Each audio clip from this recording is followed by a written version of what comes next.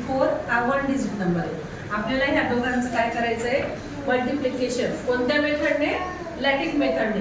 जेव्हा लॅटिक मेथडने आपण मल्टिप्लिकेशन करतो, 2 डिजिट असेल तर आपण काय करायचं, एक बॉक्स करायचा, त्याचे 3 भाग करायचे, बरोबर. इथे काय करायचंय आपल्याला, कोणतं चिन्ह घ्यायचंय आपल्याला, मल्टिप्लिकेशनचं. मग 32 आहे ना, मग 32 चं काय करायचं, प्लेस व्हॅल्यू घ्यायची आपण. 32 ची प्लेस व्हॅल्यू काय आहे, 2, आणि 3 ची प्लेस व्हॅल्यू काय आहे, 13. इथे लिहायचं, बरोबर. हे झाले 32. मग आता आपल्याला कशाने मल्टिप्लाय करायचंय, 4 ने. मग हा 4 इथे लिहायचा. सोपं आहे का नाही? मग आता काय करायचं, या 4 ने या 30 ला मल्टिप्लाय करायचं आपल्याला.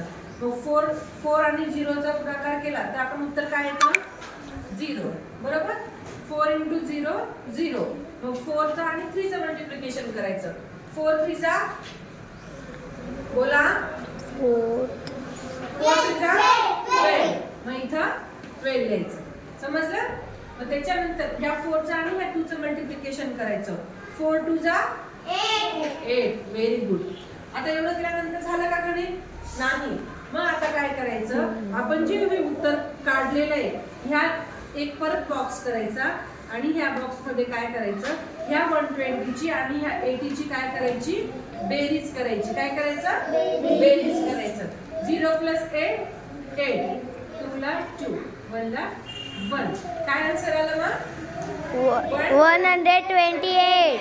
32 × 4 याचा आन्सर येतं 128. आलं लक्षात? सोपं आहे का?